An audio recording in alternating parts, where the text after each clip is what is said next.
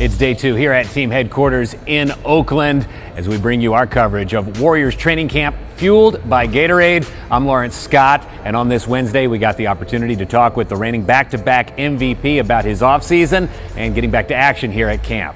What are some of the things you can get out of the early part of a training camp?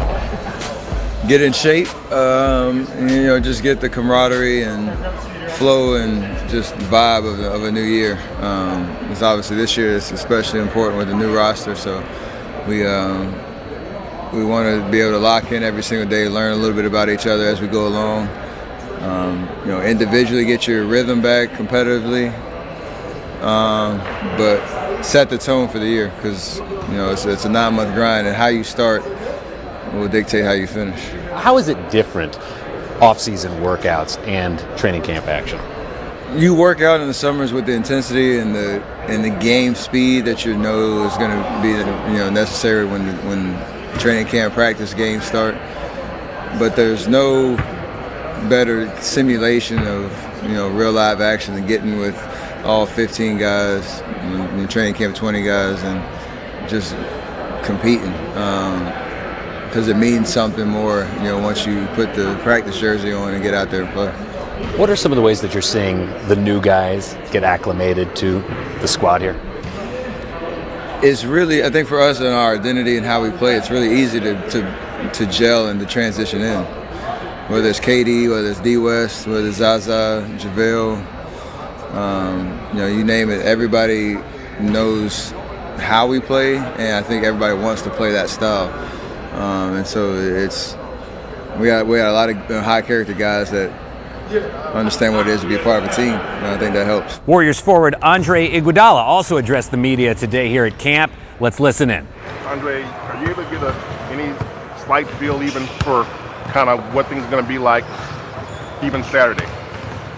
I think so. Just playing basketball and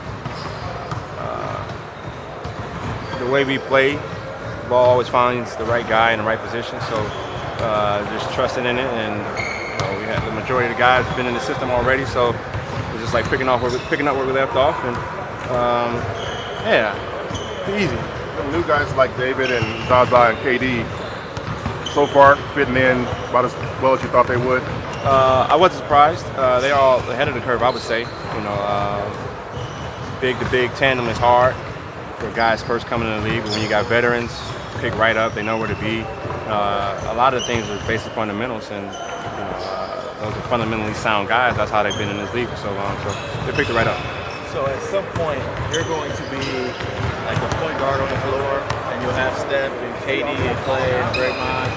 As a guy who likes to pass, what do you think that'll feel like, having that amount of wealth at your disposal? It'd be a lot of fun. Seeing how the defense is going to react, looking to be aggressive and penetrate, and making them make a decision, like pick your poison. And everybody's been split up a little bit the first couple of days, and I found Zaza a couple times. He's in the right spot, and he knows where to swing it, and Draymond knows where to swing it. So it's going to be scary when they actually get together at the same time. How do you think that lineup works?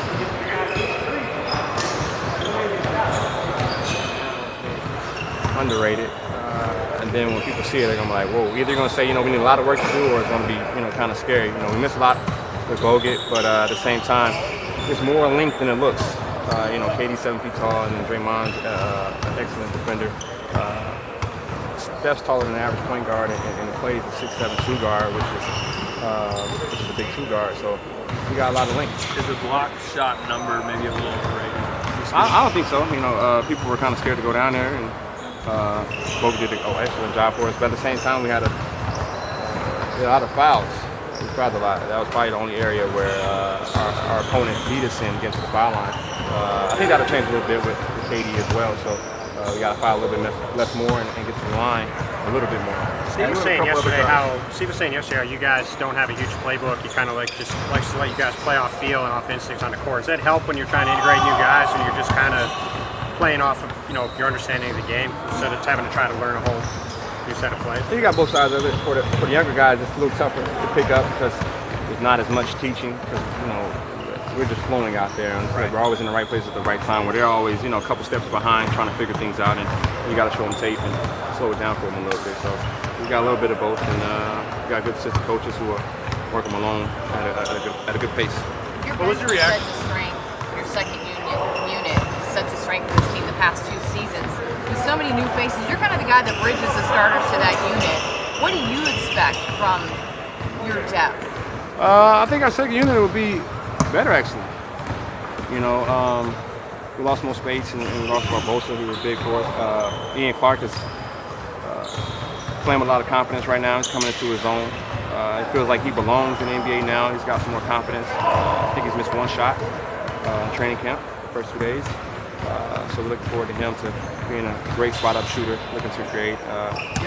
David West has been really smart. He's going to make life easier for Sean Livingston and myself defensively. So we still got a lot of weapons, a lot of guys come and play. Kevon Looney hasn't quite picked it up yet because this is the first time he's played basketball in a long time. He's trying to get his win, but I played with him this summer, and he's better than people think. How important is this time, like in terms of the chemistry? Because you guys are going to have a different feel, a different personality this season because of some of the guys you lost and the guys you gained.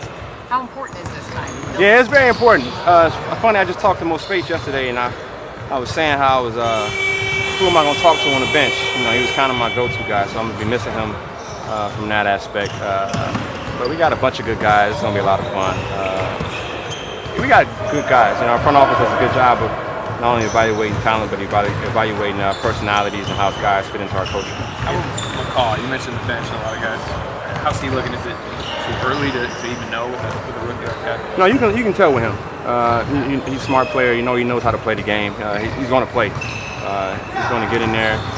With him, you got to get him to consistent and get him to understand how important consistency is. And even though you may not be relied on, you never know when your number is going to be called, and just being ready at all times. But he's definitely going to play. Very smart player. Can make the right reads ahead of the curve as far as being a rookie. As a defensive player, if you were having to defend this team and all the weapons, like what would be your thought process? Would it be like, how are we going to do this, or what would be your mindset? And you can't get frustrated. We had some 3-on-3 things we were doing today, and I was guarding KD, and he made some tough shots, and their team beat us, and it made it look like we just, we struggled, but every shot he had to shoot over me, tough twos, live with it. And the team's going to get so caught up in the atmosphere, the crowd, the energy. They got to learn how to deal with that playing against us with, our team being so offensively able to do so many things.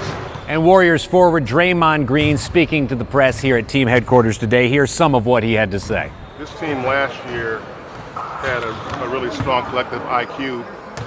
Is it maybe a chance to make it even smarter this year? You get a feel for that yet? You definitely get a feel for it. Guys are really picking up things really fast. It's not like our offense is that complicated. It's pretty much just reads. But guys are picking it up really fast. I think we definitely added, some guys who are really smart. I think David West is one of the smartest players in the league. Zaza is very smart. KD's a smart player.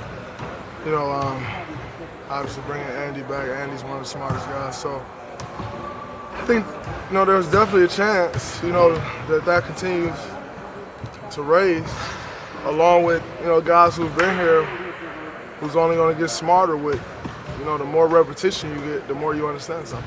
Does it make it easier to kind of integrate everybody when it is just an instinctual offense like that, and you aren't trying to go through a whole big playbook of stuff? I think it definitely makes it a lot easier. Instead of trying to remember this and remember that set, we haven't put in any sets yet. We played quite a bit, over the last 2 days, and right. It's not sloppy. It's been very good run. I think, just the concepts definitely help. Yeah, the guy who led the just having new energy, new guys. It's been very good.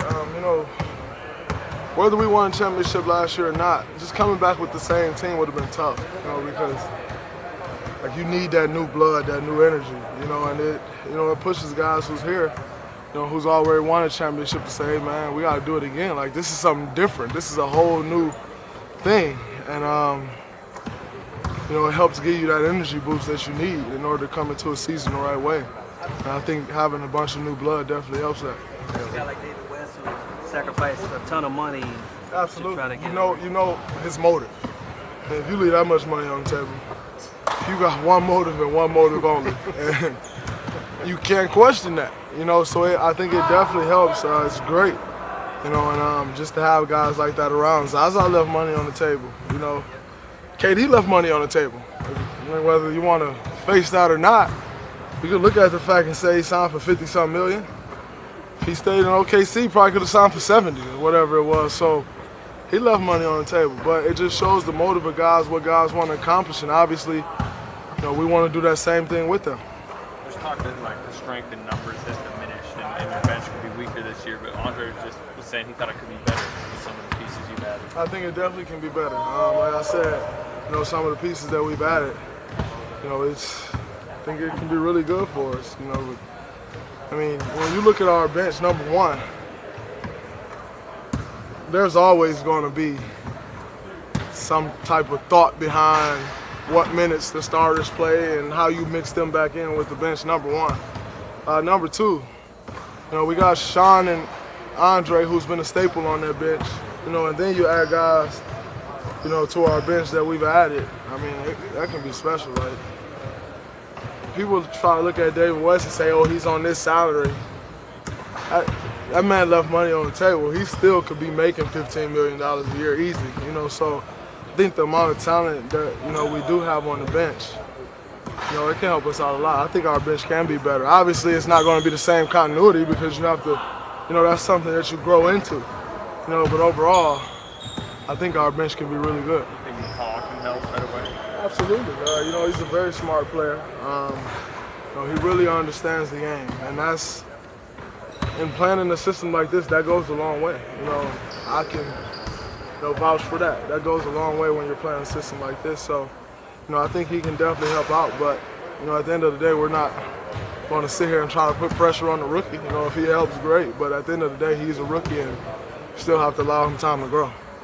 As the guy who led this team in assists last year, and we know how much you enjoy the good pass, having KD, Clay, Steph, I mean, are you able to wrap your mind around the possibilities for passing the ball and the shots and just getting the ball distribution and stuff going on? I mean, it's, as a guy who loves passing the ball, that's a fun thought,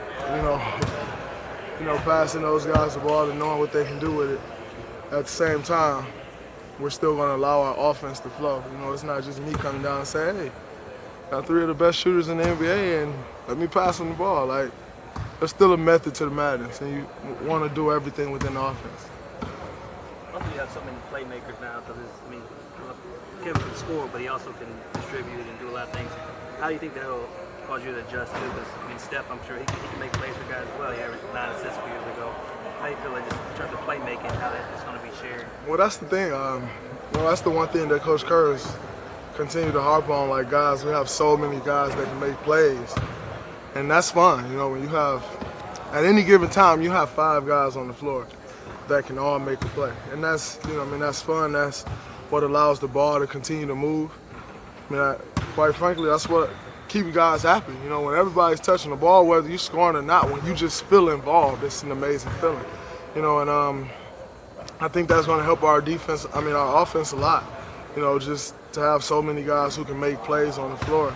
You find each other, all of a sudden you 5-6 passes, somebody got a wide open shot to make that extra pass because they see someone else open and they knock the shot down. Like, those are daggers. Those are the ones where you're playing, you see a team, you hit that shot and you just see them drop their shoulders and drop their head. And that's when it's really fun. So, it's great to have that many guys on the floor that can make plays. All right, that's the scene here on this Wednesday at training camp as we get things set for preseason game number 1 coming up on Saturday night in Vancouver against the Toronto Raptors. This is Warriors training camp fueled by Gatorade.